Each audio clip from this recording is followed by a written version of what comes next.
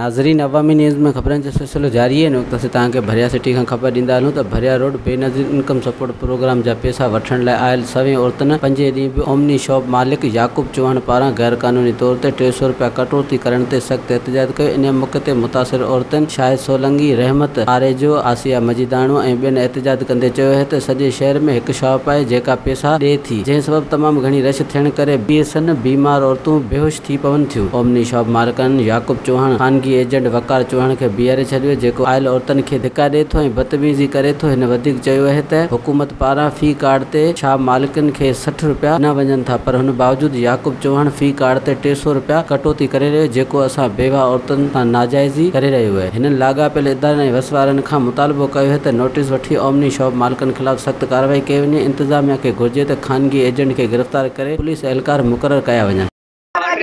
घणा पैसा कटंदा?